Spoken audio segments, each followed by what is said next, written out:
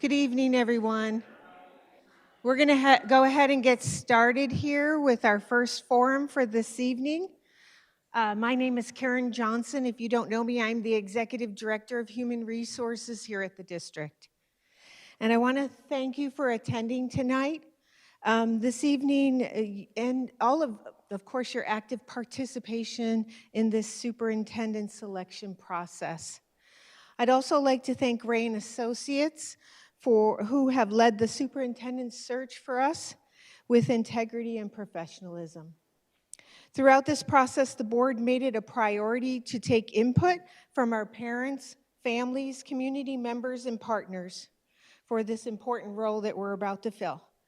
In November, Higley families and the community members were surveyed to determine the top qualities for their ideal candidate. The top qualities were used for recruitment materials during the search, and they'll also be used for the survey that you'll have later on this evening. This has been a competitive process with highly qualified candidates from around the country. 30 candidates applied for the role, 11 candidates were presented, and out of those 11, 6 candidates did a first interview with our board members. We also invited 3 candidates as finalists, and I can tell you 2 people accepted our invitation for this evening to compete in the forum. Leading up to this event, we asked our community to submit questions for our future superintendent. Tonight, our finalists will provide introductions, do a presentation, and then we will have a Q&A for our candidates this evening based on the questions were submitted. I just want to do a disclaimer though, not all questions were selected. We had many responses, so I did pick about top 10, 12 questions, and we'll get through as many as we can this evening. After the forum, we encourage you to provide feedback. There will be a QR code, or you can take the survey on our website. That is now available, but we hope you'll visit with, or at least listen to our candidates before you do the survey, please. Without further ado, I'm very pleased to introduce our first finalist, and that is Dr. Matthew Neal.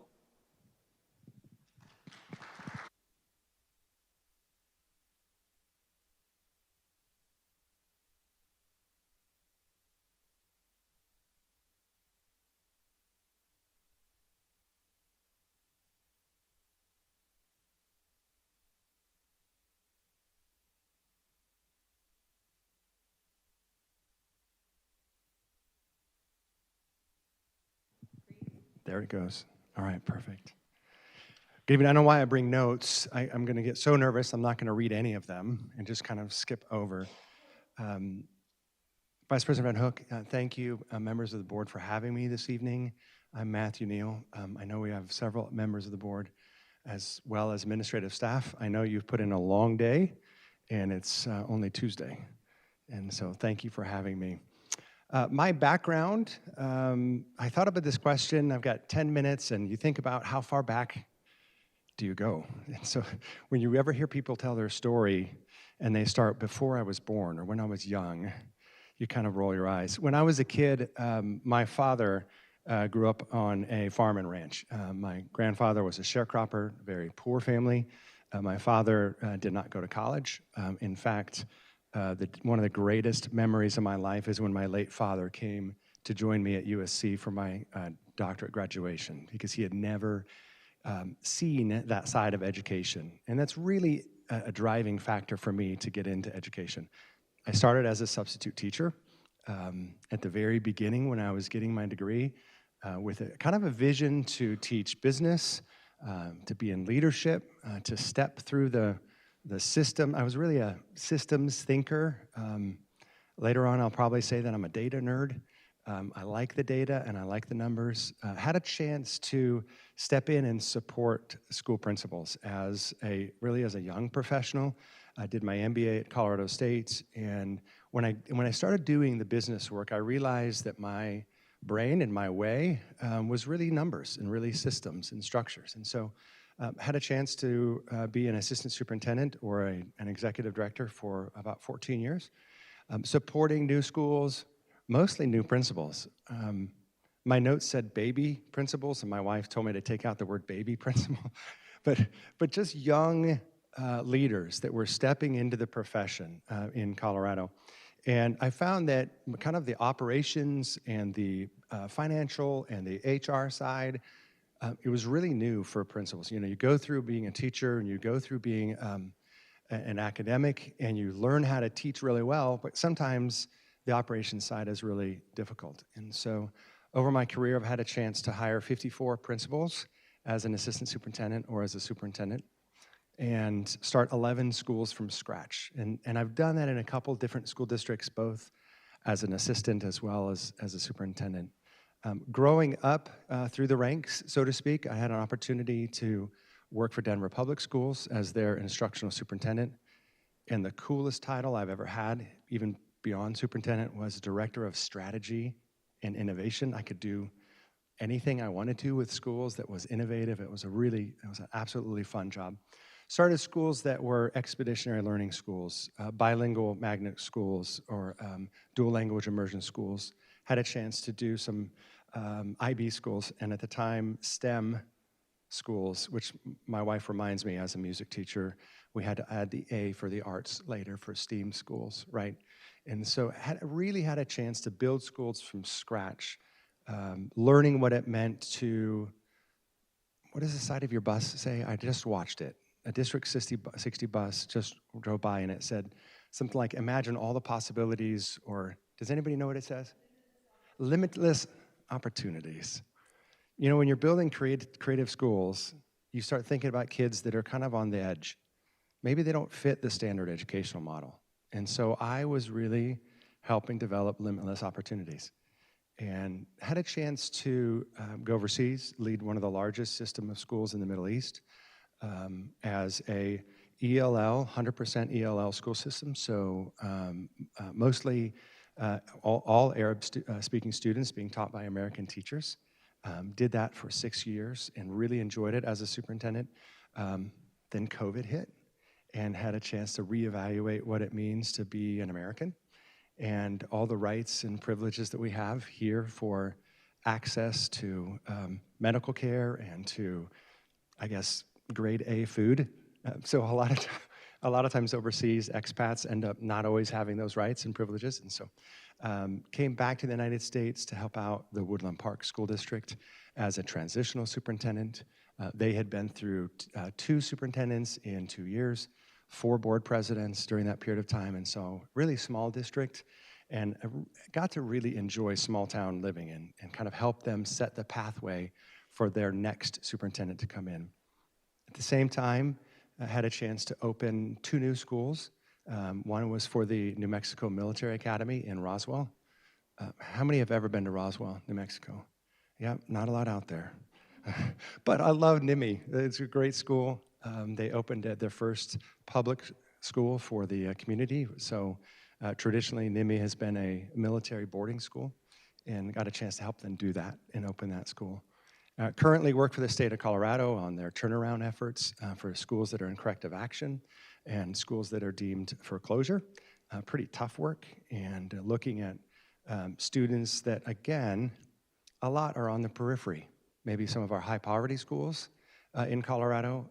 I go in 2 weeks to a school that is slated for closure and try to help them come up with ideas and strategies to keep from being closed by the state. And so that's a lot of the work that I do today. I also work with a college, helping them become accredited for the first time, and large financial projects like endowments. Sometimes colleges don't get a chance to really see that work.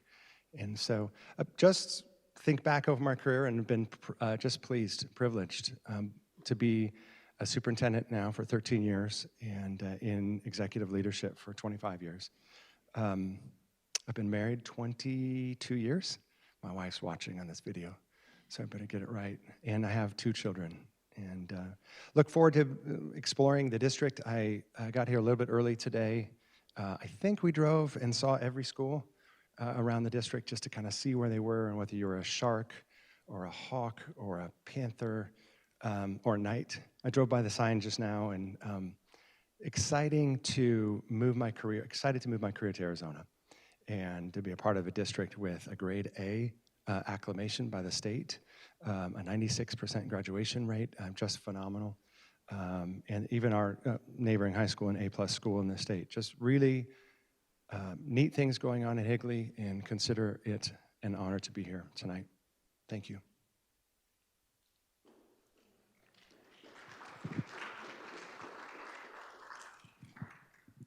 Now let's see if I remember the slides I put together.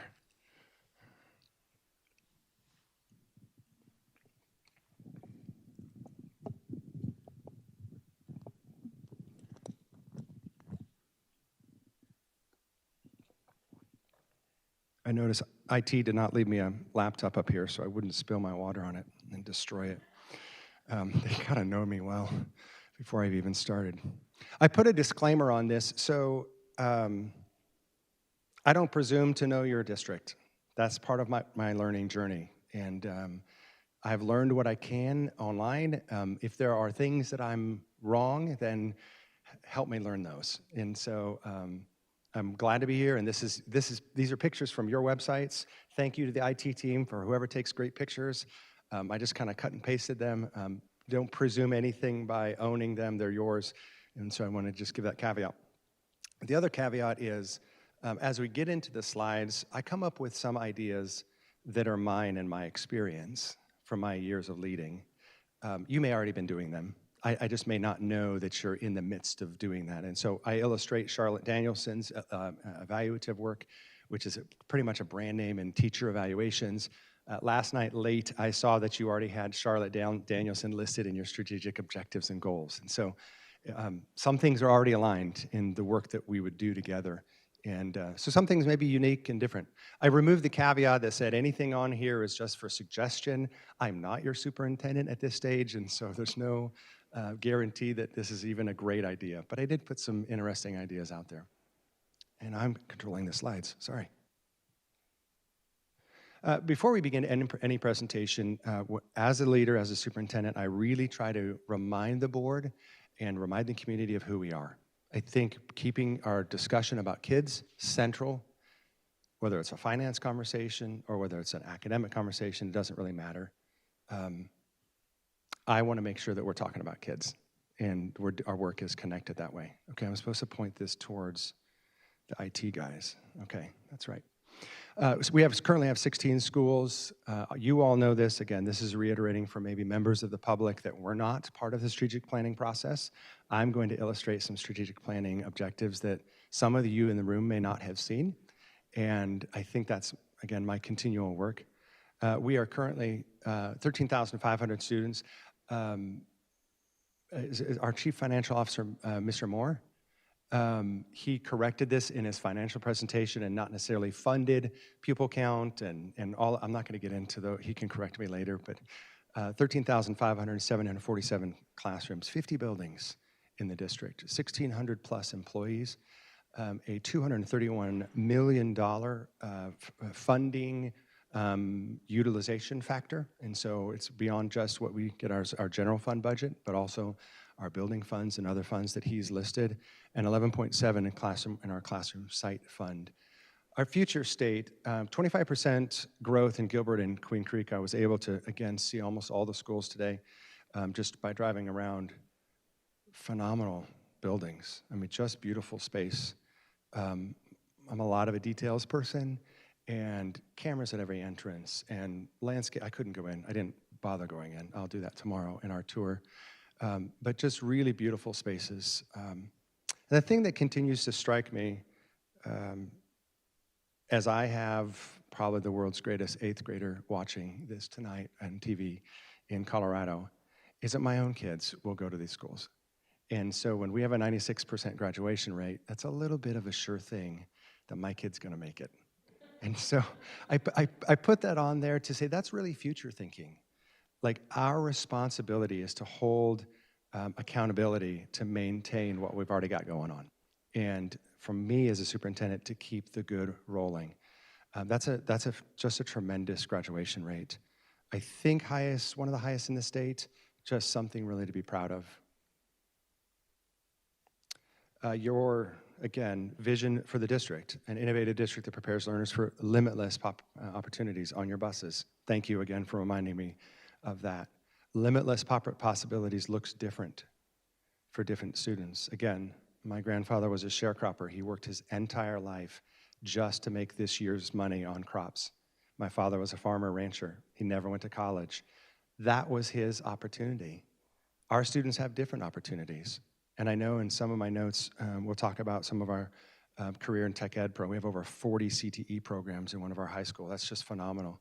Those are educational opportunities that are not traditional college bound, but those are pathways for our students and military. The portrait of a graduate, again, trying to make sure that we're staying focused on why we're here. Before I talk to you about strategies of one of those 4 strategic plan components, we are developing responsible citizens with empathy. Again, I have an 8th grader. This is a really hard concept sometimes. We put them on the phone this morning and asked if they had tripped, hit, or pushed each other before breakfast, and they both said no. And so we're, again, training empathy in our own students in the Neal House, developing awareness and global awareness and community engagement. College and career ready. Sorry for the connection between words. Sometimes my designs don't always land here perfectly well, but that our students would possess the knowledge and skills to be successful. That is possess, that is have it inside of them to be successful. It's not, I mean, if you're not in school and you're dropping out and you have our recidivism rate, our dropout rates are not allowing our students to return and our attendance rates are down, those aren't kids being successful. And so we need to continue to push for our students. And at 96%, kudos to the amazing team that's doing a great job already. Lastly, the innovative learners that think critically, that they just don't take in a spoon-fed answer, but they can actually prepare their own thought process as our students. They think creatively. Again, I'm married to a music teacher, music, arts, bands. I can assure you she's evaluated marching bands like 4 times between one school or the other school and who has the best program. This is creativity. And how do we communicate effectively? The district already communicates very well. Okay, we have 4 components of our strategic plan that are laid out. I will be tackling one of them. These are the high-arching statements of the strategic plan. Pardon me as I don't dive into a lot of detail. Many of you obviously know this work. The word that came to my mind was that you have it tattooed, but just kind of the thought that you do this work every day. Like this is your daily work. So again, I'm humble enough to say I'm trying to scratch the surface on some of the work that you're already doing. I tackled highly effective personnel, in part because I help with a lot of schools still today. Recruiting, hiring, motivating, retaining is a really big opportunity. I don't want to say challenge, but a really opportunity for us. And bullet point 2.1 to recruit and retain. Bullet point 2.2 is to provide necessary PD resources, and bullet point 3 is to ensure employees feel valued. 3 very different components about recruiting, necessary PD, and ensuring our employees feel valued. The third one was really about culture. How do we support our staff? How do they feel? The second one is really about, are they learning? And these are teachers, custodians, facilities workers, everybody in the district, that they have appropriate and necessary professional development happening in their world. So I just kind of took you through some of the things that I've done in my own work. When I opened a bunch of new schools as a superintendent, I had to really look at our recruiting process. And so I'm shifting from your strategic plan at this point in the presentation to the work that I've been asked to explain that I've done in alignment with kind of your strategic plan. I had a chance to increase our recruited personnel, our teachers that were coming into the school, from 265 to 1260. Lots of different ways that we did it. We were primarily recruiting in 1 or 2 colleges and universities. We really broadened this effort out. We looked at qualifications of teachers. We looked at grow your own programs. We also increased our speed to hire from 28 days to 3. I know Mr. Moore talked to you as a board this week about your financial plans and your finances, and wanting to get those approved by the board so we could be quick to hire our teachers. Really important to get that process going so that you can be first to market. That was a lot of the work that I did in the schools as a superintendent. Worked cleanly to recruit out of multiple countries. And so oftentimes we don't look to our H-1B visas or other countries that are doing really well, particularly our math and our science. Very difficult positions. I know that you currently have a $2,000 stipend for those positions, hard to fill positions. And so how are we recruiting teachers through maybe an excellent college in the UK? I've done this work before. And so broadening the perspective of how we recruit and where we recruit from. I know that University of Iowa has an incredible special education program. Are we going there? Are we spending time at magnet schools that are really producing great teachers? I know in the state of Colorado, there are 6,800 graduates coming out of education colleges. There's over 9,000 positions available. There's almost 1/3 more positions in the state than our colleges are graduating. I know I teach at the university. I teach leaders how to lead schools. There are more jobs than there are teachers. So how do we broaden that? A 1% promotion to 23%. Our internal process of how do we grow a paraprofessional or support staff, how do we walk them through the associates programs, how do we help them with tuition reimbursement. I have another bullet point here that I had over 430 new teachers hired and throughout. Well, that wasn't the bullet point I was trying for. Sorry, there's one more. We increased our qualified teachers from 73% to 99.8%. Eventually, I'll get there. Sorry. Come on. There it is. Nope. I must have skipped it for the sake of time. When I looked at the numbers of teachers that were just coming out of schools, I knew we had to develop our Grow Your Own program.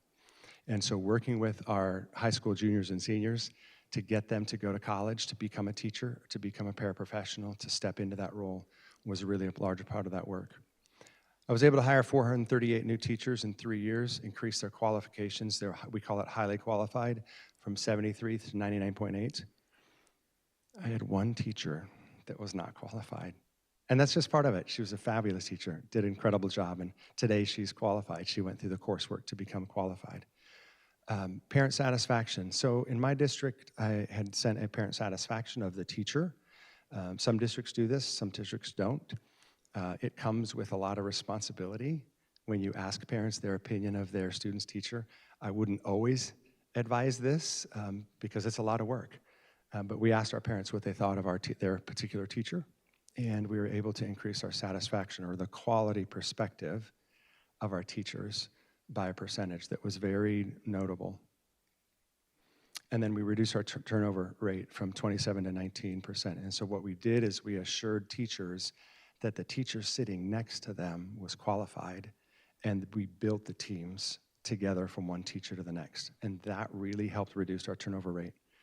Our teachers felt the success of our efforts and the work we were doing in recruiting. Overall, K-12, and this is the real number. If you want to talk about recruiting teachers, that's great. But over a 4-year period of time, I was able to raise academics as ranked by NWEA MAP from our MAP scores from 52 to 73% in language arts. That came from great teachers doing a great job and us being really smart about our hiring on the front side, making sure that teachers were ready to teach the content that we needed them to teach. Highly qualified teachers impact students in a highly qualified way. And that's just the reality of recruiting. 48 to 58% in math in all of our 11 schools. So these are aggregate scores for those grades tested in NWEA MAP. Second topic on recruiting, retaining, and hiring excellent staff is developing a Principal Leadership Academy. Every Wednesday afternoon, I had a chance to meet with our teachers and develop those teachers into future leaders.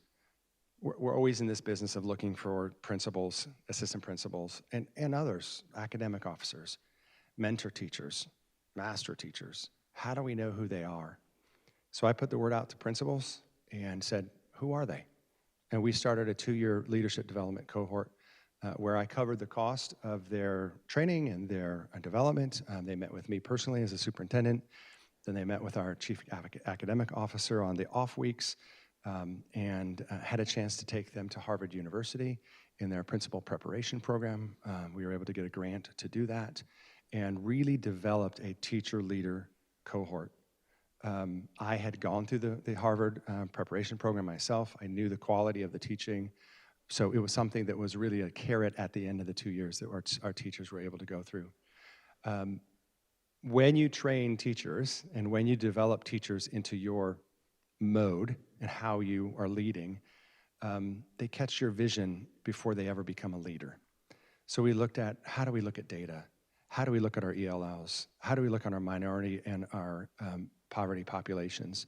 We trained our teachers to become the leaders that we needed them to be as leaders. And over time, and again, academic, assistant principal, not every teacher's ready to become a principal. Not every teacher wants to become a principal. A lot of our principals don't want to be principals. And we work with them too, to just kind of help them, come along. But it was a very experiential. We put all of our teachers into cohorts. They had a principal mentor. They shadowed once a month. They kind of followed the principal along, or the chief academic officer, or the director of grants. We had a grants coordinator that just did an incredible job. And so they had a hands-on experience, and we covered the cost of their 7 days a year for them to be out of the classroom teaching. Out of, I think there was 26 per year happening at one time. Out of the 26, all 26 were placed into a leadership role within the 2 years. 100% of all teachers hired came through, 100% of all leaders that were hired came out of our leadership cohort. And so this train your own program kept us from having to go to market and look for principals and leaders that didn't know us and didn't know how we were doing things. They came directly out of our promotion ranks. Great partnership with our union or with our association. Promoting from within, very positive, and really a training opportunity for teachers to step into that. And the program's still going on today, and it's really great to see. Actually broaden this, I don't think I'll talk about this in a later slide, broaden this to our classified or our support staff. And so we had junior level beginning custodians, first, second year on the job that wanted to be lead custodians. We worked them through a leadership development program. We had mechanics that wanted to be lead mechanics. We worked them through, how do you lead? How do you manage? How do you coach other employees? How do you hold people accountable? We did this in 5 or 6 classified support areas and nutrition services. And I saw Chartwell's vehicle out today. I presumed you use Chartwell's. Great friends of mine in Colorado. They bring me free food all the time.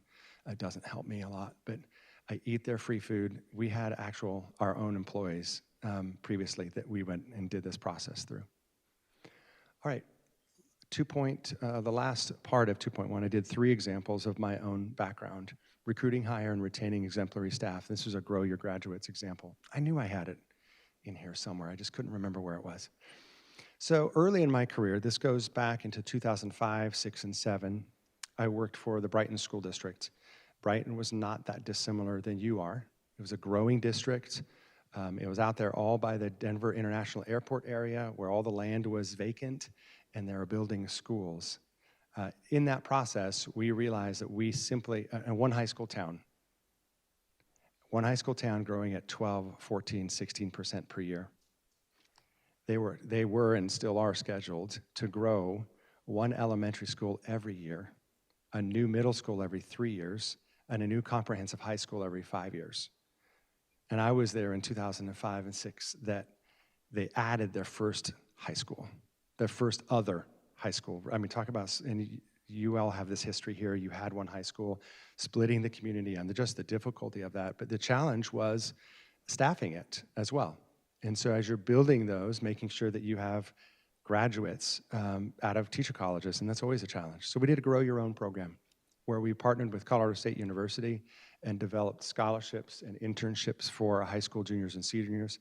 And in the senior level and as a juniors, they began doing almost career and tech ed courses. They were sponsored by the Colorado State University and given associate's and bachelor's degree credits, and they were pipelined in. We received a grant that we had written. They were pipelined to come back and work for us after they graduated. So we covered the cost of their tuition, and then 2 years later, as an associate, they came back as a paraprofessional, and 4 years later, they came back as a teacher and worked for us for 3 years. And so that was kind of the contract exchange. Like, we would help them. We set up the relationship with Colorado State, and they would in turn come and work for us. And they were the best staff ever because they knew us and they knew who we were. They'd grown up through our system and really had a very successful program. First generation college students of that cohort, because the community was a fairly agricultural community, where 67% of those students were going to college for the first time. Bilingual placements and language courses were provided because many of them were second language learners. And so we spent a lot of time helping them transition into being ready for college as well as going to college at the same time. Long-term commitments reduced our overall turnover. I'm sorry, I don't have those numbers, but over 30% of program graduates completed bachelor's degrees and 50% obtained associate's degrees. Out of that 3-year program, more than 100 classified employees came into the fold or came into the employment in 2 years. And that was a fast growth district, and we were desperate for those employees, and they absolutely made the connections. I'm checking on my time. I have no idea, thank you. 5 minutes. I was gonna hit my stopwatch and that didn't happen. So I think I only have this one left. Nope, because I have 2.3 after this one. Resources, professional development. What are we doing to train our staff? I had an opportunity working with my 11 schools as superintendent to identify strategies for positive behavior. Huge problem with discipline. I wasn't blessed with a 96% graduation rate. Had a problem with attendance. Had a problem with bullying in the hallways. And so we looked into different programs to help our second language learners and our discipline students and all students for that matter. And we landed on a program called Positive Behavior Intervention and Supports. PBIS helps students understand what their behavioral expectations are in the hallway, the playground, the classroom. It really sets and you have sources of strength. The leader in me. Leader in me is what you use. Thank you. Took me a minute. I was seeing Covey's name in my mind, and I couldn't remember his work. You have Stephen Covey's Leader in Me. Positive Behavior Intervention and Supports is very much a similar program. But working with our students, working with our staff first to set a vision for how we're going to support our students. Addressing the big why and what is this massive change initiative that every classroom and every teacher and every student would adopt. Massive change, 2-3 year development cycle. Ended up with every classroom having a set of norms, parents and students understanding what positive behavior intervention was, not that dissimilar to Stephen Covey's work again. We've had one of the authors come out, George Sugai, was one of the original authors for PBIS, came out and helped train our teachers. We trained 900 teachers in this work. Parents, support staff as well. We had at-home kits for how do you manage positive behavior at the house. I did videos of me with my 7-year-old at the time. In the Neal house, we have positive behavior expectations. I spent a lot of time working on this project as a district. Over 3,500 parents were trained. They came through this process of learning about PBIS and 900 staff. It was iterative, meaning it happened every year. It wasn't a one-hit wonder. It's still going on today, 10 years later. It's localized at the school level, so principals own it. And when students go from elementary to middle, they know what it means to behave and to have expectations on them in middle school, and then likewise in high school. So we're now seeing students that were first, second, third graders. There are 10th, 11th, and 12th graders knowing what, again, Leader in Me type behaviors should look like in every classroom. Generational, meaning student to student, they carried it up through their system to all 6,600 students. The reduction of suspensions was incredible. In 3 years, we reduced 280 suspensions to less than 50. and in a culture that we had some serious challenges with discipline. Habitually truant students reduced by 53%. This is prior to COVID, an increase in student-led leader solutions. So our students in Student Council and National Honor Society and leader programs really grew because all of a sudden students saw this as an area for growth and promotion and learning, and not always on the discipline side of the work. Hopefully that makes sense. I think these slides made a lot more sense last night about midnight, but hopefully that translates. Okay, this ties into a little bit of the work that you all are already doing. 1 minute. I'll go quickly through my Charlotte Daniels' work, developing peer coaches, master and mentor teachers. That's the work that I've done in that. Supporting staff internally with a 27% increase in promotions because they actually did the work of growing. And then my 8th grade team wouldn't be happy that I put that up there, but all grades except 8th grade were green for growth in math and language arts. Only 8th grade needed a little more work the following year. Last slide, meaningful and strategic feedback. So I've led monthly Zoom calls to all staff, district walkthroughs and protocols, helping teachers learn about how they're going about their teaching. We allowed all teachers and staff to do a 10% carry forward for their finances, helping their culture of spending and investing in student stuff, the word that came, student content, student resources, that kind of work. I'll say one more. Number 5, I'll illustrate that. Because I spoke to the board about this briefly, I launched a teacher creativity grant where all teachers were allowed to apply for a $1,000, $2,000, or $5,000 grant. This was out of the superintendent's budget. We had put this aside because I believe that teachers really needed to have access to resources to do what they did great. And we worked really hard to make sure our teachers had at their fingertips the ability to innovate. So we had 28, 29 teachers that were approved in that category. Over a period of 2 or 3 years, we had more than 100 teachers that received creativity grants to improve the academics in their classrooms in a very real way, putting, again, the resources in the hands of teachers. And that's all the time that I have today. We're going to shift to my questions. Thank you. Thank you, Dr. Neal. The first question we have for you this afternoon is, Higley is currently an A-rated district, as you pointed out, A-rated. From your research on our district, what do you see as the top 3 major issues facing our district, and how would you begin to handle them in your first 6 months? Okay. Top 3 major issues. Teacher recruitment is right up there. How do we recruit great teachers? Coming through COVID, again, I'm married to this. We have tears in the Neal house on tough days. Our teachers are tired. Our teachers are working really hard right now. We have students that are trying to come back from an attendance standpoint, but they're not yet here. Okay, we're experiencing some of this post-COVID returning behavior, and that pressures a lot of our teachers. Some of my wife's 2nd graders and 3rd graders just can't stand in a line.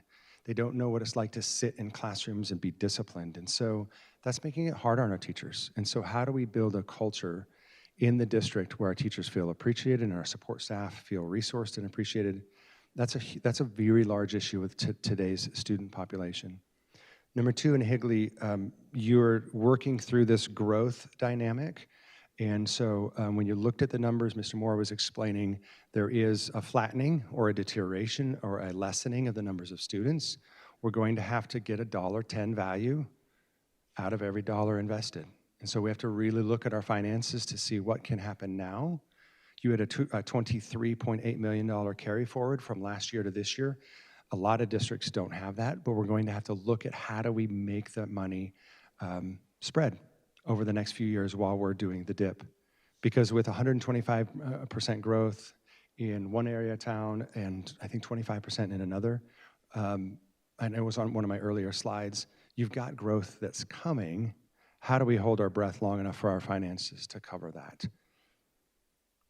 3rd area, I would say leadership. Leadership development continues to be an area. I know at one point there was a principal and assistant principal leader development cohort. I don't think it's being done anymore. How are we developing tomorrow's leaders? How are we as a board and a superintendent developing our leadership?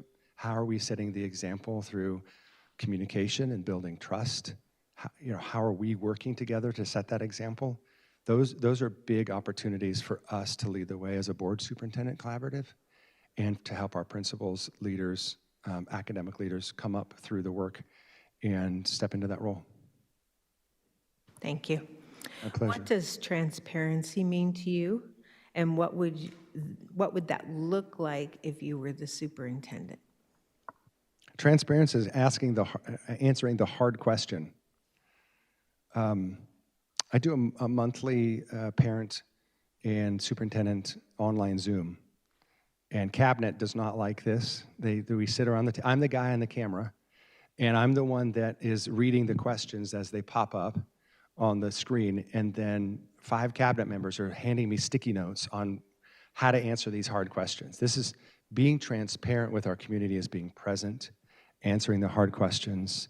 I was going through the process with a school district that I'm working with. There's closing 4 schools, me standing in front of those parents and explaining to them why are we closing those schools, right? Those are transparent, those are hard conversations to have, but communication, building connection with our community. I actually did a teacher superintendent coffee and conversation in every one of my schools last year. So really being available and present, and supporting my principals. I don't expect to take over your school. That's not my job. That's your job. I want to support you in your leadership as a school principal, and so that means defending you, and that means standing up for you, and that's what transparency. Answering the hard questions even when they're uncomfortable, and I know you had some conversations with our chief financial officer of. You didn't get the information that you were looking for at the last board meeting. And so I want to make sure that our staff are providing our board the answers that they also need. And so transparency is me owning that and saying, we can get that to you. We can support, my job is to defend and support the board and as their employee. And I want to really make sure that I'm transparently doing that. Thank you. What are some ideas you bring to the table so each student is seen, heard, and valued equally? Oh, isn't this the $10 million question? I've done it in several different ways. I'm not sure that I have the answer to this question. Let me be transparent. But students follow each one of their pathways. And we as a board and a superintendent need to ask the questions. So we have a superintendent's student council. I sit with them once a month. We have during our strategic planning, we made sure we have students in the conversation. We have twice a year that the board sits and listens to our student leaders. And so they have a voice at the table. But we're interviewing and we're spending time and we're engaging. A lot of those are just how we do our daily business as a school district. I have students that write letters to me as a superintendent and want something changed or that kept the same or don't close the school. I work really hard to make sure each student's voice matters and I respond back to them personally. And I expect our staff to as well. And so making sure every student voice is heard is really a broad question. I don't know that you can answer it in one. Looking at the data, making sure that we have opportunities for our underachieving students that aren't showing up, that they have a voice at the table even though they're not representing themselves. There's just a lot of ways to do that. Thank you. What style of communication do you prefer? How would you communicate with the governing board, parents, teachers, staff, and community in an emergency and non-emergency? Okay. What style of communication do I prefer? A lot.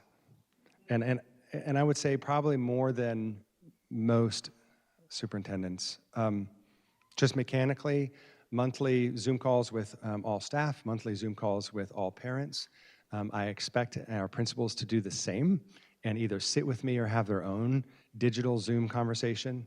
I have a weekly video that I send to the board, 12 to 16 minutes, and it updates the board every single Friday on what the workings of the district are. We obviously have the coffee and conversations. I have lunch with our city council members individually, and I speak to the city council once a month, and so we communicate that way with our county commissioners. I communicate that way. We host a lunch and conversations with the board once a month for specific groups of constituents or stakeholders in the community, such as a realtor's lunch, such as a pastor's lunch, such as the business leaders of the community lunch. So we're really having those conversations throughout the year. I have specific group conversations with the board and parents. So we have the special education dinner of the year where we listen. We have the bilingual parents dinner of the year where we listen to what parents are needing. So we have those conversations in a very regular way. Crisis communication, I'm pretty proactive on both on social media as well as planned. I'm a little bit, let's plan this out. 2 years ago, we had a forest fire in the school district. The county commissioners called me at about 11 o'clock at night and said, we don't have enough firefighters to do what needs to be done to stop the houses from burning. And so I canceled school the next day so our employees could go and help firefighters out, right? And we had enough relationship, and it was awkward, right? We were serving food, and we were giving out gloves, and we were supporting the community, and it was all over the newspaper. School district employees stopped for a day to give back to the community, and it was wonderful. Those are those crisis moments that I think we come together as a community about pretty quick in that communication, and I'm probably texting while I'm speaking to you right now. I mean, I text all the time. Okay. Thank you. As superintendent, fostering authentic connections with the governing board, teachers, staff, students, and the community is paramount for the success of our school district. Fostering what? I'm sorry, so sorry. Can you say that the beginning part again? Sure. As a superintendent, fostering authentic connections with the governing board, teachers, staff, students, and the community is paramount for success for our school district. Additionally, creating a psychologically safe environment is critical for collaboration and innovation. Provide examples of how you prioritize meaningful relationships with your current community. Sure. The first thing that came to mind was Leader in Me. Watching that work happen with our students. While that's not necessarily the question, I think there's a lot of how these solutions happen in the work that's already happening in schools. My work as a superintendent and our work as a cabinet and a principal cohort is to connect to our community. So each one of my schools has a business leadership advisory council. We talked about this with the board a little bit when we interviewed. You have 4 or 5 parents that are engaged with as business leaders, and when it comes time to work on a bond or to build a playground, we're already well connected in our business community. Each of our cabinet leaders and I have regular weekly one-on-one conversations. We talk about how I can help break down barriers. We have, cabinet conversations that are very much intense and that we all agree to disagree and we work it through. So that's authentic communication. I sit on the board of directors for the Chamber of Commerce. I mentioned earlier that I work with the City Council, monthly conversations with our county commissioners, and then I drag along our leaders, our principals, our academic leaders, so that I'm not the only one here in the story, and that we can all share in that responsibility. Mayor and I have lunch and talk about what's going on with our own student in my high school, and sometimes I talk about what's going on in her city, and we kind of compare notes and how do we improve things as a district. And so I'm pretty relatable, I'm pretty direct as a communicator. And my community says that, right? We like seeing you there, having you there, being at ball games. I try to go to every sport at least twice a year. So just being present. Was the MC for the musical, that kind of thing. Dr. Neal, share your experience with bonds. What was the nature of the bond and the results? Okay. So I've done 6 bond elections. I have failed 2 and been successful at 4 over my career. And I wish that the track record was fail, and pass. I think you learn as a bond what your community will tolerate. So I'll give you the example that I did earlier. In the Brighton community, we're adding a high school, and we really needed a bond to be passed for us to build the new $65 million comprehensive school. It failed in the first try, and it was really heart-wrenching because we were busting at the seams. We had been trying for 2 years. We planned it well. It failed at like a 62% failure rate. Unfortunately, the following year, we had to go to a split schedule. So we had students coming in at 6 o'clock in the morning and students coming in at 12 o'clock noon. We had football practice before school for the first half of the team. We had football practice for the B team in the afternoon, and then they combined together to play Friday night. I mean, it was a very difficult season as a community. I'm going to say the bond passed pretty well the following year as we went through that process. So part of this is timing and making sure that you understand both the language and the need of the community, what the tax burden is feeling like, and we're going through kind of this the financial struggles throughout the United States, and through, Arizona's going through a really strong growth cycle. How are we timing some of those purchases, and do we have other options like your lease option to be able to build structures, to be able to buy buildings? There's a timing to this work.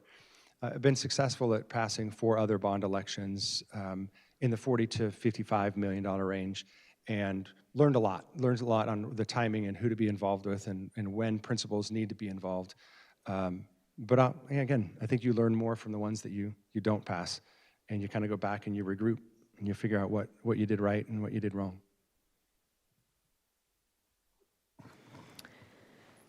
This question's about safety. Can you explain how you will handle student safety in Higley?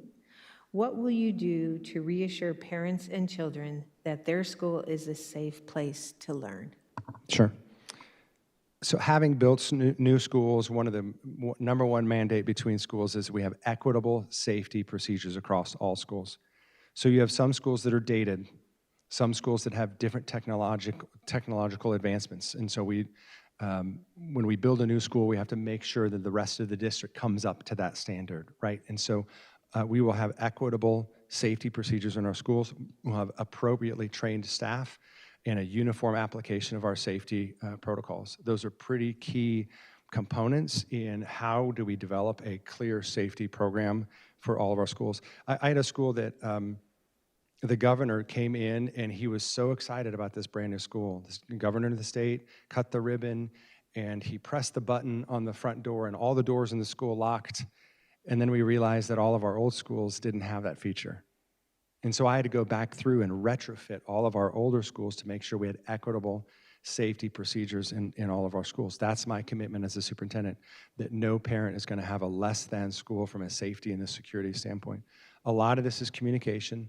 A lot of this is training of our staff.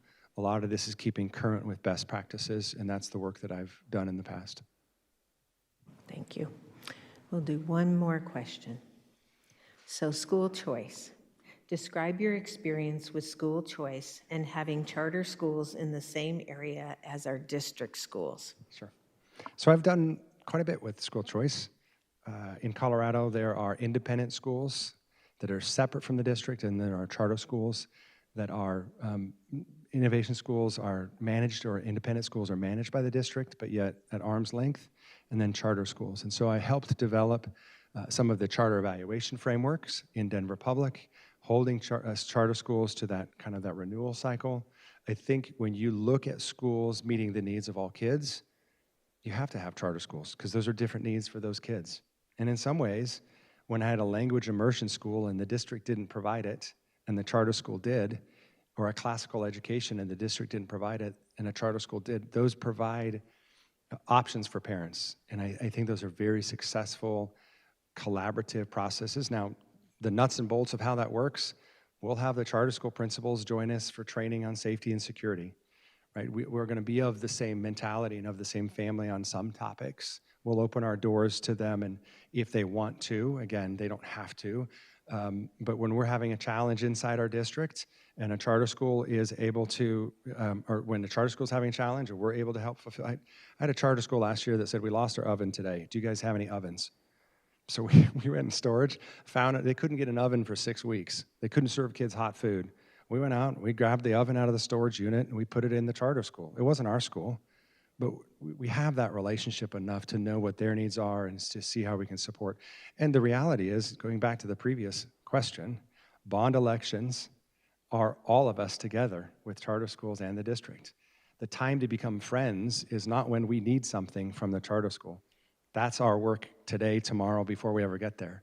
And it's not, we're all educators educating, again, whether, we have kids, we have students that transfer from a charter school back to a public school, and from a public school back to a charter, they're all our kids. We're all here to support them, regardless of who they are. Thank you, Dr. Neal, and that is all for today. We appreciate you being here. Thank you.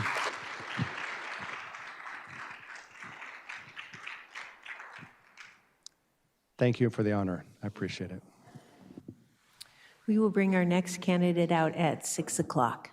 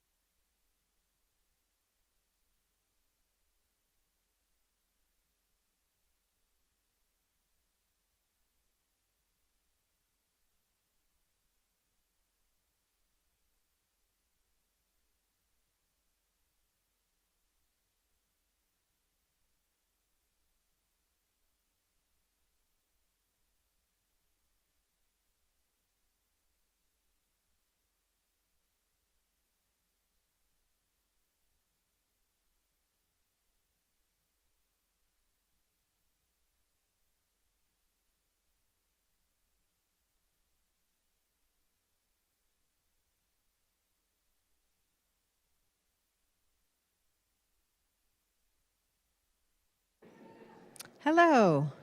We will get started again now with our next candidate for superintendent, Dr. Nate Carman.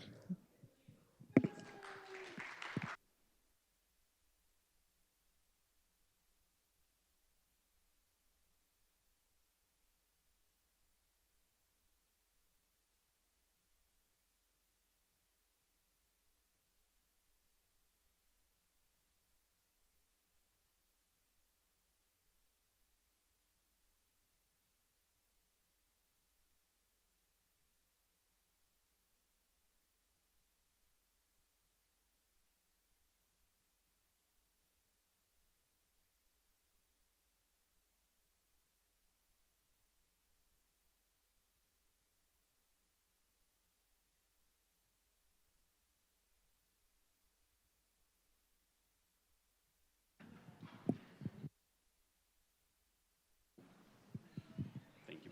You're welcome. Appreciate it. Remember this way, so am I right? Got it. Thank you.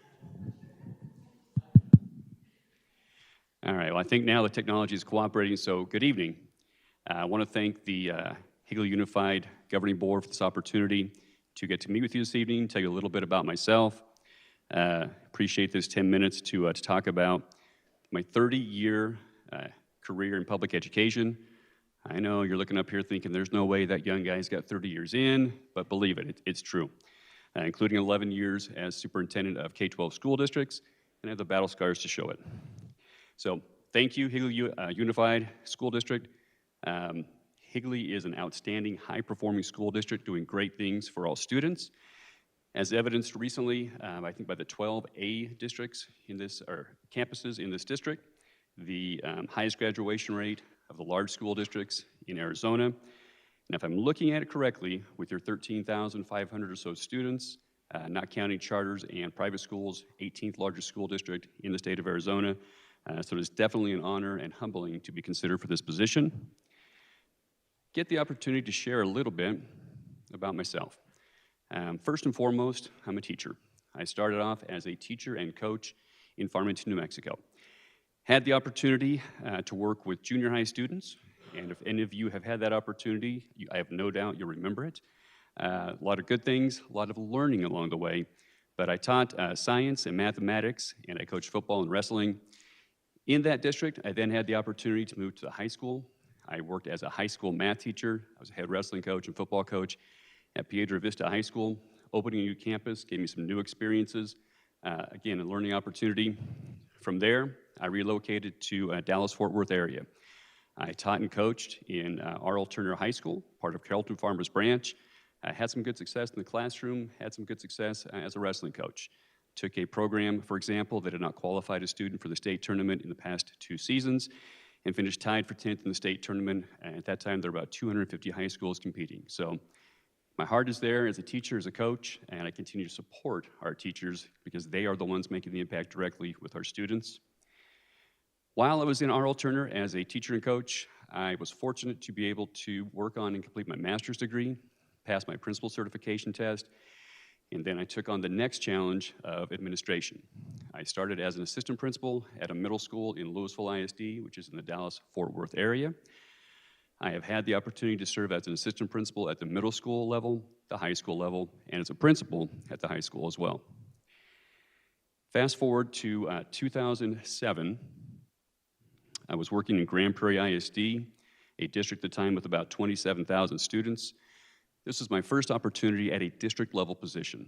So I had the opportunity as a director of K-12 mathematics to be able to provide support to our math teachers through professional development, to making sure they had the supplies and materials, to an aligned curriculum, to help them be successful with our students. During that time, I was fortunate to work under the tutelage of a superintendent named Dr. Susan Simpson. And Susan was fantastic with systems and systemic implementation. I look at her as one of my first true mentors in terms of how I am as a district leader. She didn't look at things in isolation. She was able to see the big picture and then look at those parts that have to be put in place to implement successfully. It's easier to discuss what should happen, what could happen in a large organization. It is more difficult to put those pieces in place system-wide so you can do so successfully. From there, I finished my doctorate while I was in Grand Prairie ISD, and I took on the role of Assistant Superintendent for Curriculum Instruction in Pine Tree ISD. And there, I was fortunate to meet my second mentor, Dr. Marion Strauss. Marion was very different from Susan in terms of her strengths. She was big into relational capacity. She helped me hone, I think, some skills that it's good to know what needs to happen within a school district. It's good to put the systems in place. But if you don't have people on board moving with you, nobody's going to get there. Marion was great in that. So I looked at those two mentors that really helped develop, I think, a lot of my skill set as an aspiring district leader. Based on my experiences to that point, I felt like I was ready to step into the chair of superintendent. Let me tell you, nobody really is for that first time, but I was fortunate to be named superintendent in Teague ISD, located in Central Texas. Teague was the smallest, if you're local, it's Teague, smallest school district I had worked in to that point, in fact, ever, with about 1,300 students. I worked there 4.5 years, very pleasant school district, but they were okay with being okay. So I brought in an aligned system for instructional implementation. We saw increases in scores, learned some things, and we did some things financially that impacted positively our fund balance. And I will tell you, the experiences I had in a small school district as superintendent can never be replicated. You don't have people that you can delegate to do things for you in a small district. You get hands-on experience in areas that you might not have had prior: maintenance and operation, transportation, my goodness, transportation, finance, federal programs, things that coming up traditionally through the school system, not everybody gets the chance to have hands-on experience with. So I respect that time, I appreciate that time. From there, I thought I was ready for a bigger challenge. So I was named superintendent back in 2017, superintendent of San Benito CISD. San Benito is located in the Rio Grande Valley area of Texas, far southern part of the state. 99+% of my students were Latino. Almost 80% of my students were economically disadvantaged. I walk into a school district who on the A through F accountability system was scored a 74. In 2 years, we turned that around to an 85. Prior to my arrival, to add to some of the challenges, I came into a district where the long tenured superintendent, Mr. Limon, had left 3.5 years prior. During that interim period, there were 7 acting, interim, or actual superintendents. So you can imagine the disarray. Not everybody had a common vision, not everybody was headed in the same direction. So I worked there 4.5 years. I believe I was the consistent leader that they needed to move forward. Just to add to the challenges there, I will tell you that during my tenure there, it's a locally highly politicized area. With a governing board of 7 trustees, I worked with 17 different trustees during that 4.5-year period. But the student success was there, the increases with our finance were there, the ability to support our educators was there in terms of raises regularly and improved healthcare benefits for our teachers and educators. Following that, I felt as if I was ready for one more larger challenge, and I was fortunate and am currently serving as a superintendent in Socorro ISD. Socorro is located in El Paso, Texas. We have over 47,000 students. We opened campus number 51 this year. When I arrived, Socorro was known to be a high-performing, high-achieving school district similar to Higley Unified. 2 years prior to them having an interim superintendent, they were rated back-to-back A rating in the state of Texas. High-performing, did good things for students. During the interim year, they dropped to an 88. I'm happy to tell you that after a year of successful instructional implementation, we have raised those scores up to a 90, back to an A school district, and in the process, opened up 6 elementary academies. So I'll wrap up on my experience there, but I'm happy to say that I believe my experience, 11 years as superintendent, is what Higley deserves. I don't think that Higley Unified is a school district where a new superintendent comes in and cuts their teeth, so I'm happy to explain and give you examples of my experience that I believe align with where Higley is headed. And I'd like to finish with this. 1, because they're just beautiful people.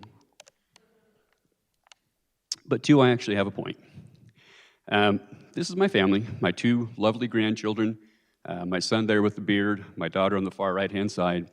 Most of those pictures are current, with the exception of my daughter. She is currently 29 years old. This picture is taken, one of her senior high school pictures, and I put it up there intentionally. At that point in time, she had been a dancer from 3 years old, ballet, tap, jazz, all the way through high school. I have the bills to prove it.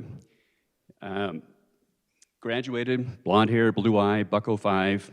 So when you look at someone like that, by human nature, we have some preconceived notions, right? A first take on what we think people are, who they are.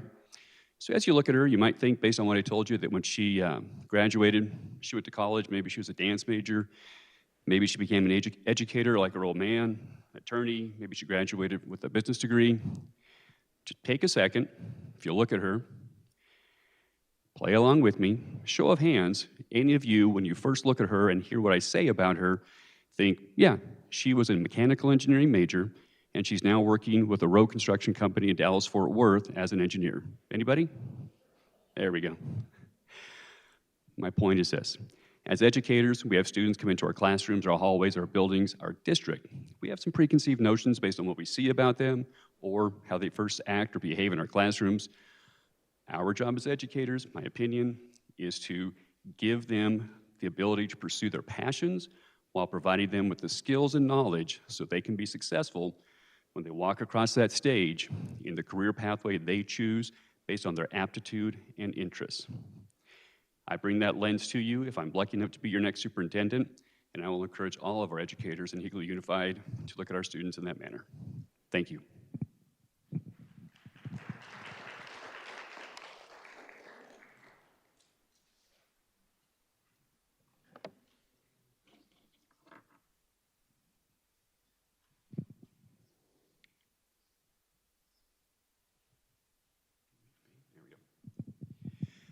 All right, for this next portion, we were tasked with looking at the Higley Unified Strategic Plan and identifying 2 areas that maybe I've had some experience implementing in the past and then share, hopefully, some successes in doing so. So I looked at the strategic plan in the area of your first anchor, teaching and learning, student success, being strategic in that area, specifically indicator 1.1. to provide exceptional opportunities for personalized instruction, including differentiation, acceleration, innovation, and leadership opportunities. I'm going to talk a little bit about really the innovative part of that. When I was superintendent in San Benito Consolidated Independent School District, I had the opportunity to take 3 traditional elementaries and over a period of 2 years, reimagine them as elementary academies of choice. We were able to develop a STEAM Academy at Dr. Raul Garza. We were able to develop a Fine Arts Academy at Ed Downs and an Environmental Science Academy at Sullivan Elementary. And the thought behind it, a couple of things. We were facing some challenges, I don't think unlike maybe what Higley and other area school districts are facing. Charter schools are taking our students. I believe, as a 30-year veteran, K-12 all the way through, we provide more for our students than any charter ever could. But parents want choices, students want different opportunities, and we felt like it was important to offer those in place of strictly traditional elementary campuses. So we looked at their districts. I'm not going to lie, we stole some of their ideas. We went and did site visits, didn't poach any of their employees, just got some ideas on what we could do systemically to reimagine and reinvigorate some of our campuses. And as it turns out, it's not rocket science. If students have something that they want to come to school for, they are more apt to come, and they're more apt to come more regularly and more prepared to participate during the day. Think back, many of us, for some of us it may have been that favorite homeroom teacher that you had, could have been your PE teacher, could have been lunch. Whatever it was, got you into that building, got you excited about being there, and so we tried to really build upon that with this academy idea. First academy we opened, there we go, was at Garza. We turned this over from a campus that, boy, I wish I could read that back screen. A campus that had many open seats. It was an area of town where there was a dropping enrollment. In fact, our district as a whole in San Benito had been declining enrollment for over a decade. So we put programs in place. You can see them there, such as robotics, our engineering lab, a Minecraft lab. We did some 3D printing. We had drones. We worked on some things with coding with our students, things they had not done. The units mostly were taught in a thematic manner, so that they were writing about the things we were working on in the lab. So things connected for these students. We saw some pretty good success, year 1. So the following year, we decided to move forward with 2 additional elementary academies. We opened up a fine arts academy at what had traditionally been Ed Downs Elementary. And you can see the programs in place we put in that campus as well. Now, I put dance up there. I have to brag about this a little bit. I probably should put a picture of this. Every fine arts academy at the elementary level that I've opened, we have a true dance room. So you have the hardwood floor, you have the mirrors, you have the bar, true piano labs. So we have 25 pianos set up with an instructor. We have 2D and 3D art in our 3D art classrooms. The teacher uses a kiln, but kids get the idea what the concept of that is. There aren't many elementaries that I was aware of that are on fine arts academies that offer a kiln to kids. We have violins that are size appropriate for the students. I don't believe pre-K and K were allowed on those, but starting the first grade, they're about this big. So it's cute, but they're learning skills at the same time.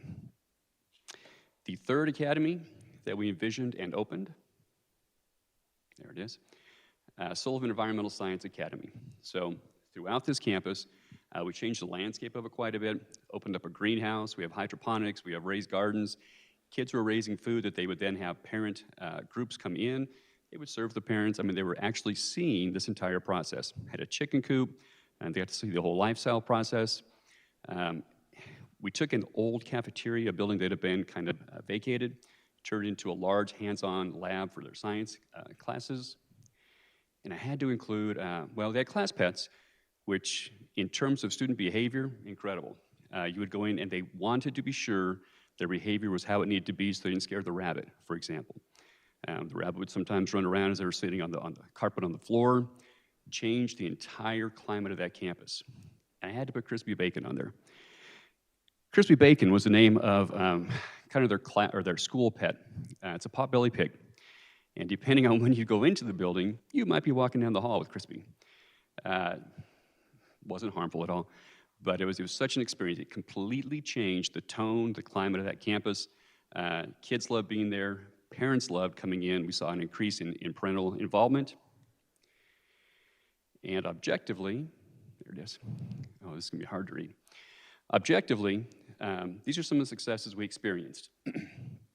Dr. Raul Garza, we opened up. You can see the numbers there on the screen. I wish I could see them on the back screen, but I think it says something like we went from an enrollment of less than 400 to nearly 600, a growth of about 196 kids.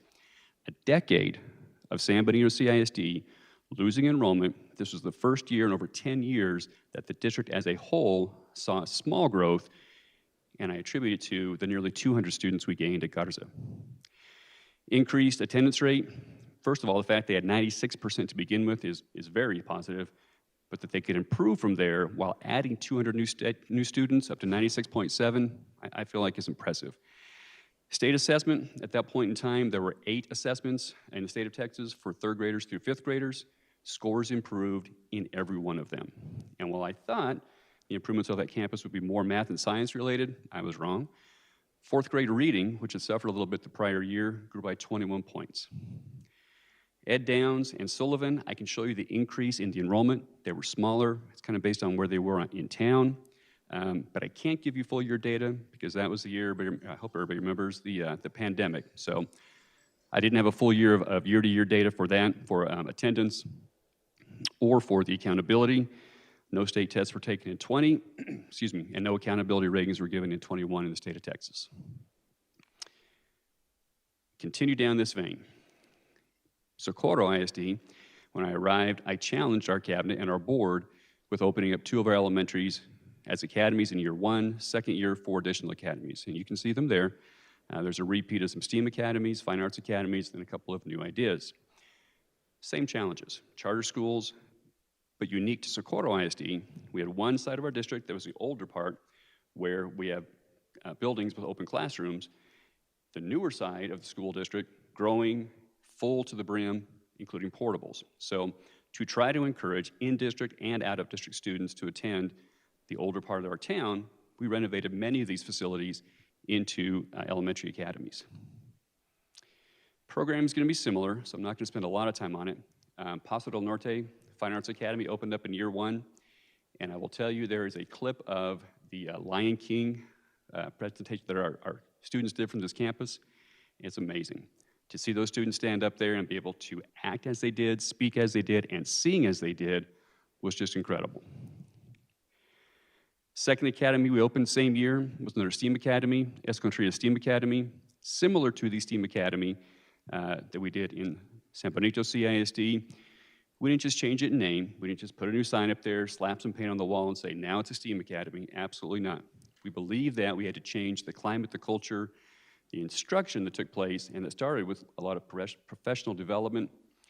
So, similar to Garza earning the National STEM Certificate, our teachers, our administration trained at Escondido, and they became the first El Paso area to have this national STEM certification, and it has changed completely what happens on that campus. Year 2 of implementation in Socorro included the addition of an Environmental Science Academy. Again, the programming is very similar. Added an outdoor learning lab and a walking trail. It's on a very large property. O'Shea Kelleher. This was a new one for me. I didn't have any knowledge or any background with this type of academy, but when I challenged my cabinet to begin discussing with principals options that might attract our students, this is one they came up with. And I have to say it's one that we received a lot of positive feedback on. But it addresses the whole child, making that child healthy through nutrition, social emotional, technology available to them. We have a discovery hands-on lab that includes some STEM activities as well as some technology activities, and then physical health. So it focuses on making an entirely healthy child. We opened up an additional Fine Arts Academy and an additional STEAM Academy this past year. I know it's going to be small. It's real small on the back screen. I can share with you year 1 data for Paso del Norte and Escondido. The other 4, this is year 1 of implementation. So Paso del Norte went from a situation with 806 students where we had over 200 empty seats to being completely full with a waiting list once we opened online registration within 1 hour. They now have over 1,000 students on that campus, an increase of over 2% in the attendance rate. We saw overall growth on the state assessments on 6 out of 7, including 3rd grade math gaining 20 points in passing rate from 1 year to the next. Escondido, we saw a growth of about 60 students, increase in attendance, and 5 out of 7 assessments we saw some improvements in. Prompted us to change our plan a little bit. The master schedule for that campus has changed a little bit. We kind of feel like maybe some of the engineering lab time is interfering with some math instruction. I'm hopeful that we've worked through that and we will see increase across the board this upcoming year.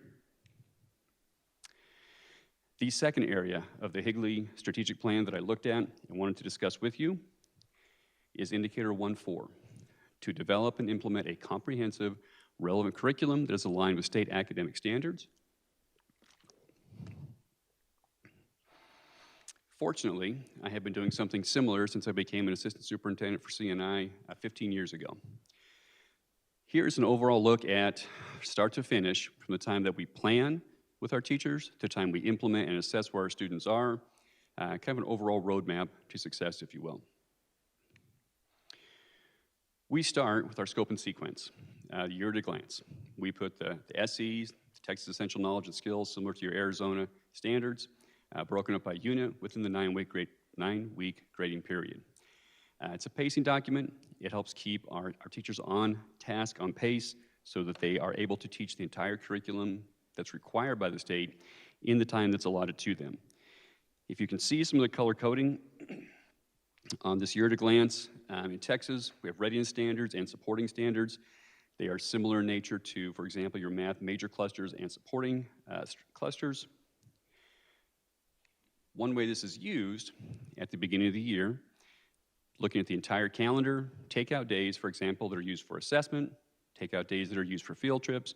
Those are the true number of days you have for instruction by 9-week, and then cumulatively for the entire year. Back that down to your YAG, your year at a glance, and you have an idea of how many days you have to teach each of these concepts. We don't get into a situation where we run out of time at the end of the year, we haven't made it through all 12 units, because we planned that pacing from the very beginning going in.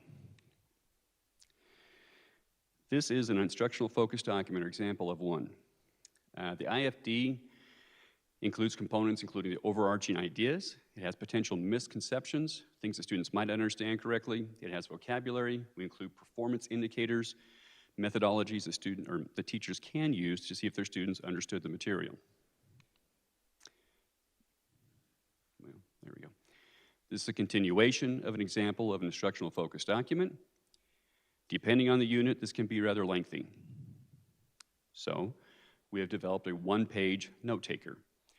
In this note taker, as you can see, they can take the information from a multi-page instructional focus document, break it down so that it's easily manageable for that teacher. We break apart the text's essential knowledge and skills. We look at the noun for the content, the verb for the action or idea. Similar, but much smaller and more acceptable in a one-page document.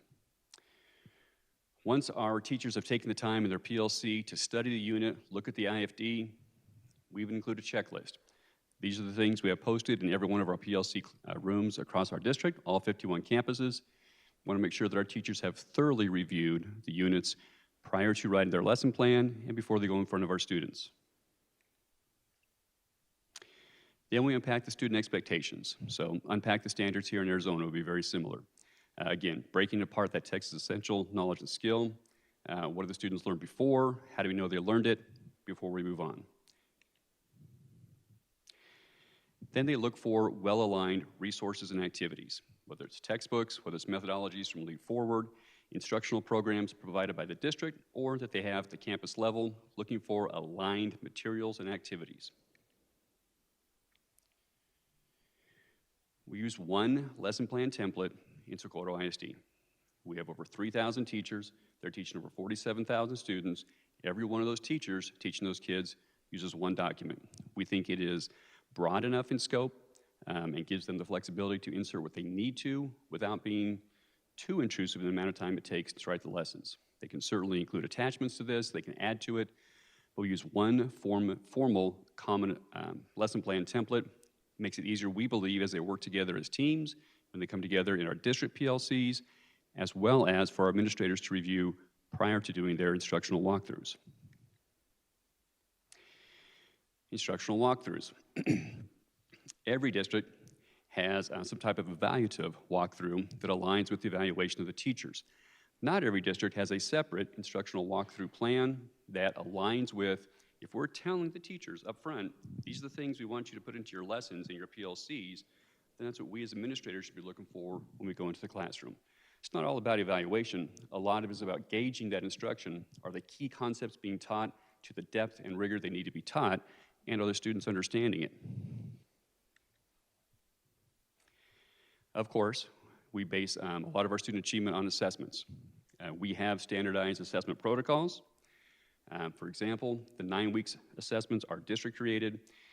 In between their formative assessments, either the 4.5 mark or 3 and 6 mark, depending on the subject area, are campus-based. So that then determines whether they are unit-specific or if they are pacing-specific. But included in some of these protocols, we include the percentage of questions that are readiness standard-based, supporting standard-based, and it is similar to what our state assessments reflect. And very similar to Arizona, 65 to 75% readiness, 25% to 35% supporting, but we have a blueprint. We know what to expect. We train our teachers who are writing those assessments. There's consistency across the district, so our data is valid as we look for areas that we need to improve upon. Whether it's successful or not, well, let me share some data with you. This is the most recent data on state assessments in Socorro ISD. Fortunately, you can see that most of these numbers are green. The difference between the percentage of students passing in Socorro versus the state of Texas. The one assessment you see up there, 8th grade math, where we are 10% behind the state of Texas, it's a byproduct of what our intention is. We know that Algebra 1 is a great indicator of having our students ready, college career ready, when they graduate high school, and we know their success on that test is very important as well in the classroom. Over 90% of Socorro ISD 8th graders take Algebra 1. So the 10% who take 8th grade math are there either because they transferred in and did not receive that accelerated instruction, or they've struggled with math, or their IEP might call for it, but over 90% of our 8th graders take Algebra 1. So we're okay if our passing percentage is not where the state is in 8th grade math, because we know the positive impact we see when our kids take Algebra 1. Again, the vast majority of those kids taking Algebra 1 in Socorro are 8th graders, and we're still passing at a rate of 8% higher than the rest of the state. So on 19 out of 20 assessments, we are above the state passing average. I believe that's a direct impact of our systemic instructional implementation model. I will tell you the year prior, they were at or above on 16 out of 20. So we're seeing progress. It's a high-performing school district. It's difficult, maybe more difficult, to maintain or improve when you're high-performing than when you're low-performing. Low-performing, you can throw just a couple of ideas. Anything that is structured and gets people moving in one direction can be beneficial. But when you're an A-performing district, it can be a much greater challenge. So I'm happy to share this with you. I haven't seen the 2 minutes yet. Oh, I have. So wasn't sure if I'd have time to share this.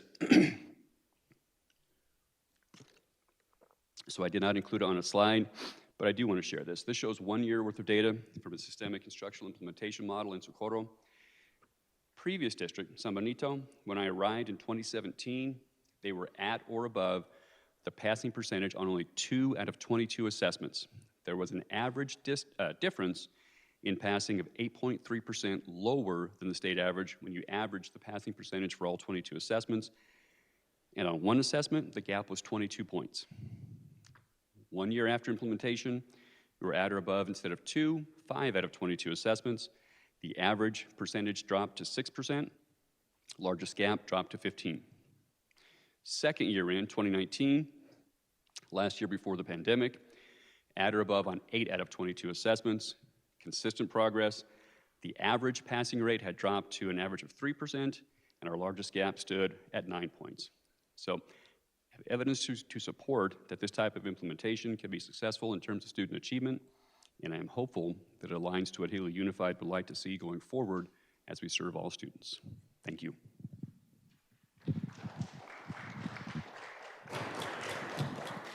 Thank you, Dr. Carman. Now we'll start with the Q&A.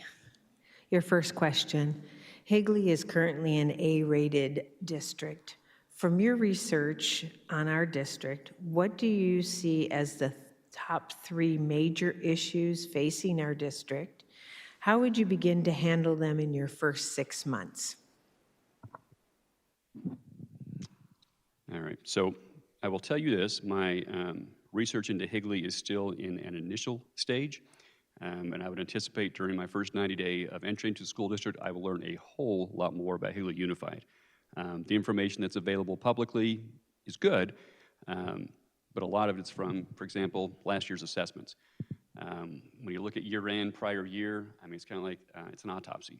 It's done, it's over, there's nothing you can do about it. I can't see right now what's happening inside of the school district. What are your scores looking like on your internal documents? At the end of your grading periods, are students progressing as they should be, showing the progress we know, that they're understanding the academic standards that are being taught to them? So I can give a partial answer based on prior information.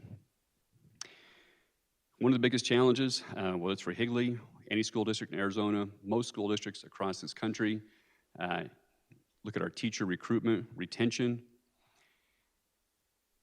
Most districts have a shortage in key areas, whether it's bilingual, special education, math and science, secondary used to be the big one, maybe not as much, but keeping the teachers you have is crucial, and then recruiting quality educators is crucial as well.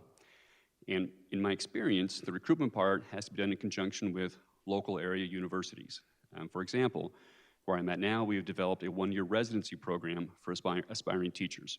Instead of doing the traditional 1-semester student teaching, and then here you go, you're in a classroom on your own, they partake in a year-long residency with a mentor teacher. 3 of the days they work with that mentor teacher. 1 day they receive training from UTEP. 1 day they are in a classroom substituting on their own with children. We think that helps develop their classroom management skills. 1 full year of that. Because they provide a service to us, substituting into our classroom on Fridays. Those of you who have worked in school districts understand that's a rough day to get subs sometimes because we seem to have a higher percentage of teachers out. But they serve a purpose for us, so we're able to pay them. So they get a year-long worth of experience, some direct classroom management on their own. We feel like they're more prepared as they enter the profession. So there's one area, your teacher recruitment and retention. Second, school finance. And that is not specific just to this school district. School finance is a challenge across the board. It appears as if Higley Unified has been proactive in bringing together a community group to review your existing maintenance and operations override. I believe said at 15% begins to sunset, I believe, in a year. So it looks as if Higley is well on the way. So I don't know that I would need to change anything, learn what's going on, monitor, and see it as it goes forward. The third thing, you've had some change in leadership. So I think that in order for a district to move forward, you need to have the cabinet level working with the superintendent moving forward and working with the governing board moving in one positive direction. Varying viewpoints are great and they're fine, but if we are all focused on improving the student outcomes of every student in Higley Unified, whatever challenge is thrown our way can be addressed. So I believe those are three, at least, that are important. Thank you. What does transparency mean to you, and what would it look like if you were the superintendent? Well, transparency, in my opinion, means that anything that should be public knowledge is public knowledge.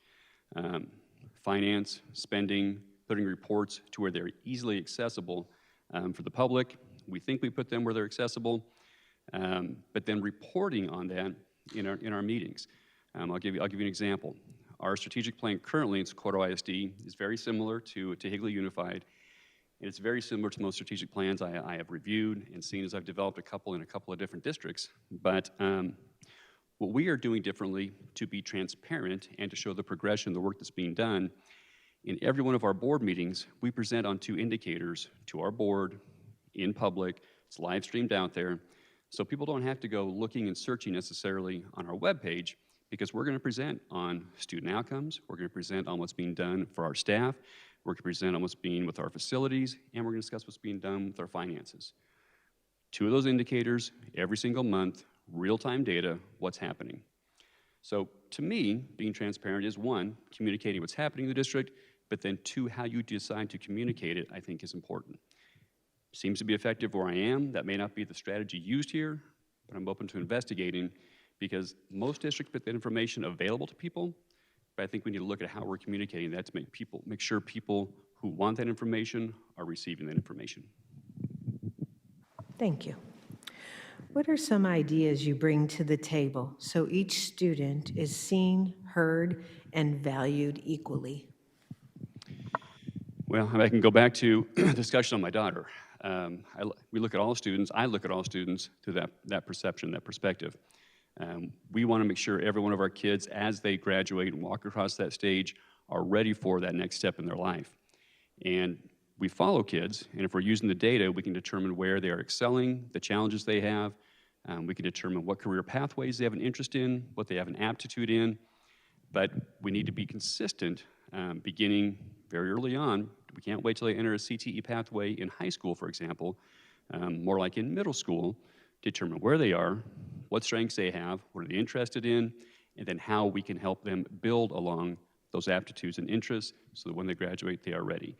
But it comes back to me a lot in how we use data. If we know where the students are and we know what they're interested in, then we can design plans individually for our kids and help every one of them be successful in what they want to be. Not 100% of our kids, when they graduate and leave here, are going to head to a 4-year university, and that's okay. Many of them will go into trades, they may go to a VOTEC school, that's great. Have any of you looked at what you pay a plumber when they come to your house? Financially, there are a lot of careers that don't require a 4-year degree, and that's okay. If we find what they're interested in, we give them the support, the skill set, the knowledge to be successful, but that starts with the data. Know where our kids are. What style of communication do you prefer? How would you communicate with the governing board, parents, teachers, staff, and community in an emergency and in a non-emergency situation? Emergency and non-emergency, okay. With the governing board, I give a weekly update, a weekly report on Friday. That includes information I believe is important and responds to any requests that the board has for information. For our board to be effective in making decisions, they need to know the information at hand. So there's a formal weekly communication that goes to them, and I'll stick on the board for a moment. Anytime inside of that week that there's an emergency, if there's a fire truck at a campus, if there's a police car called to a campus outside of what we have there already, I send a text to the full board letting them know what the situation is, and then I let them know when it's resolved. Additionally, if there is a situation that comes up, bus driver got into a large accident, a student was accusing a teacher or other employee of some inappropriate action, I inform the board so they are aware, because the last thing I want is for a media outlet to reach out to one of our trustees and they have no idea what they're talking about. So as soon as I get that type of information, they get that type of information. For the staff, newsletters is what I'm used to sending out regularly with information, but we also have advisory groups. I have advisory groups of our students, advisory groups with teachers, advisory groups with our parents. So we have two-way communication. We have information we're prepared to present to them, but at every single one of those meetings, we open up two-way dialogue where myself and my cabinet answer the questions those individuals have so they can take that information back to their families, their campuses, and people stay informed in that manner. For the community at large, I've done a few different things. One is a mail out. We put together an actual newspaper in one district. Some success, maybe not where we wanted it. Social media, I think, is important. When I came into Socorro ISD, I was told directly that if you don't tweet it, it didn't happen. So I worked in smaller districts. I worked in a district over 10,000 students. When I visit campuses, I'm with the principal, I'm walking into classrooms, I'm seeing what's going on, and I enjoy that. Smaller district, I actually help gauge with our instructional walkthroughs with our principals. But in Socorro ISD, if I'm on a campus, I get to tweet it out so that everybody sees that it happens. So social media is a good communication tool. I believe that many people rely on it. You make sure it's valid, I guess, when you look at it. But social media certainly has to be used. Additionally, you can do videos, whether it's with your superintendent, your board president, monthly, putting out that information so people can listen, see what's happening within the school district. All of those are examples of communication that I've used in the past. I think what would be important is during the 90-day entry plan to determine what type of communication is considered effective uniquely for Higley Unified. Thank you. As a superintendent, fostering authentic connections with the governing board, teachers, staff, students, and the community is paramount for the success of our school district. Additionally, creating a psychologically safe environment is critical for collaboration and innovation. Provide examples how you prioritize meaningful relationships within your current community. That's a great question. Several means. I believe I'm an authentic person. When I go to campuses, I take the time. If a student stops me, if a teacher stops me to talk with me, I take the time to listen. If I'm at a basketball game, parent stops me, I don't tell them I'm going here, I'm going there, I need to do this, I don't get on my phone. I take the time, I shake their hand, I look them in the eye, and I let them tell me whatever it is. Drill team moms. I'm at a football game. They want to relay to me their concerns, or cheerleading moms. I'm going to hear it. I'm going to listen to it. I'm going to give them the time and the respect that they deserve. So I think that's crucial. I think we can talk about mass communication, and that's important so people have facts and information. But I think when you're given those opportunities to engage face-to-face, one-on-one, you take advantage of that. You can never be too busy to talk to the people that you work with or the people you work for. So I try to set that time aside. Many times with 51 campuses, I will tell you, my plan this year was to visit all 51 in 9 weeks. I did so. If you don't believe me, check my Twitter or X account or whatever it's called now. It's there, it happened. But the challenge was we had a certain amount of time set up for those visits, but because of my approach, we never made it through the 4 campuses or 6 campuses that we're supposed to make it through, because if a principal has a concern or they want to talk or brag about something that's going on, to me it would be silly, foolish of me, knowing that I'm not going to see them on their campus again for another 9 weeks, to not stay there, take that extra 10 or 15 minutes and interact and engage with them. So authentic communication when you have those opportunities, but then intentionally setting up some of those opportunities. Specific to governing board, I will tell you this. I still have trustees from previous districts who will text me, ask me questions, call me. I see them at conferences. They approach me. I have good relationships with many of them. Some of the texts I wouldn't share publicly, but some of them are specific about school business. Others are just to check in. I know their families. I know their kids. I know if they're in football, if they're in band, and so we have discussions that are on a personal level. And I think if people understand that you're interested in them as people, it's much easier to make those connections and move forward professionally. Thank you. The next question is about bond. Share your experience with bonds. What was the nature of the bond and the results? So in my last 3 superintendencies, 3 separate districts, I have had the opportunity to work with bonds in varying levels, varying degrees. First superintendency in TIG, they had approved the bond, they were nearing completion, so I got to see the finishing out of that project, the warranty work, to make sure that everything that was supposed to be in place was in place. In San Benito, a district with 10,500 students, they had not passed a bond in a number of years, and there was a desire to add some facilities for our students. We took to the public with a $40 million bond, which may not sound large, but it was the largest they had done in a number of years, and we passed it with nearly 70% success. And I attribute that to the communication. I can't tell people to vote one way or the other, but I can certainly tell them and inform them what it is. Here's what it's going to do to the impact on the tax rate. Be very thorough, very clear, and take the time to answer questions. I must have presented in that community probably 100 times to the campuses, to different groups within the community, chamber, Rotary, Lions Club, et cetera, to make sure people understood what they were voting for. And then how they vote is up to them. But I believe it was successful. And I will add to that, it was a bond that included 0 school buildings. It was 3 extracurricular, co-curricular buildings.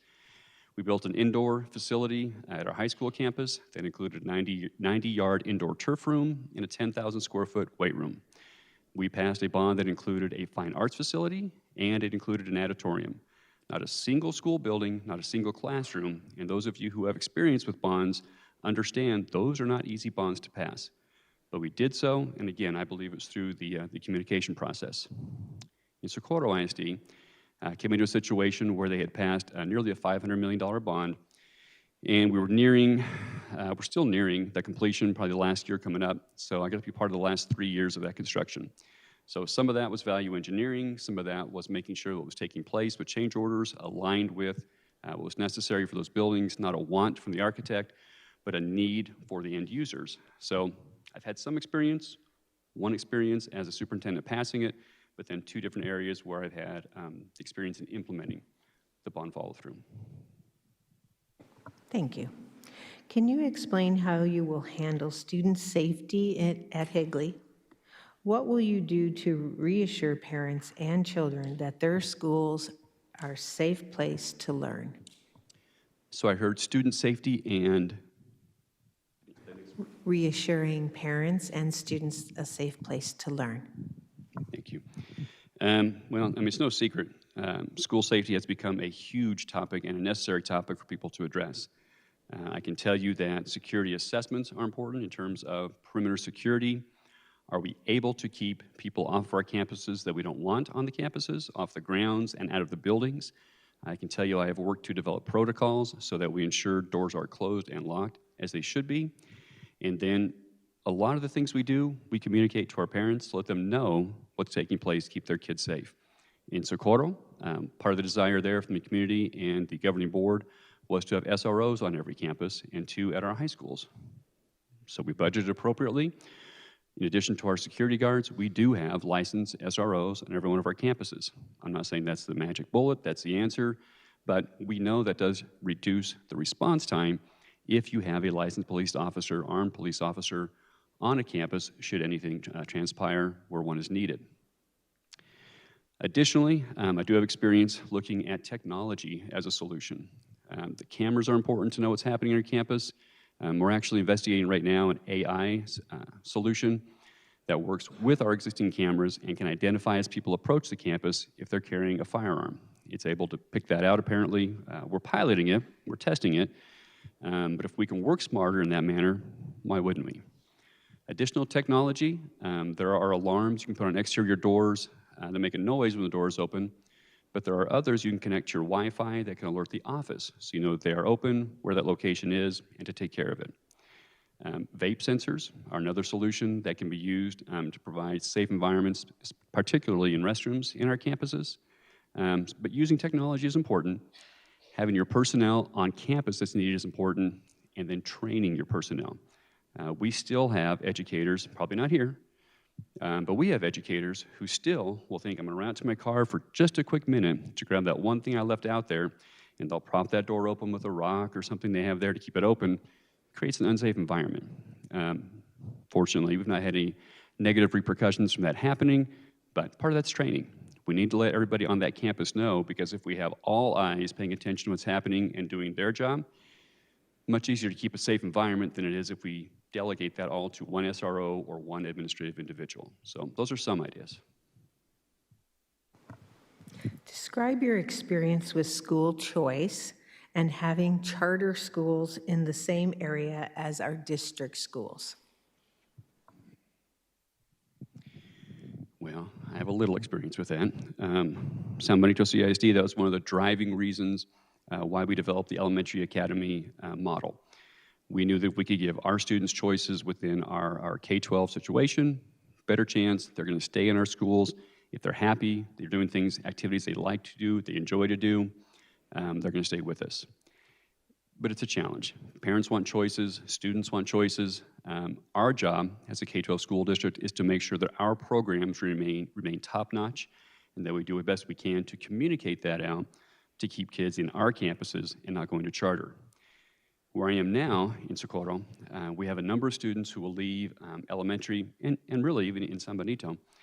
They would leave during the elementary years knowing, or at least I knew, that many charter schools have a much higher ratio, classroom ratio, student to teacher in Texas at least, than K-12 schools do. So part of what we have done is educate.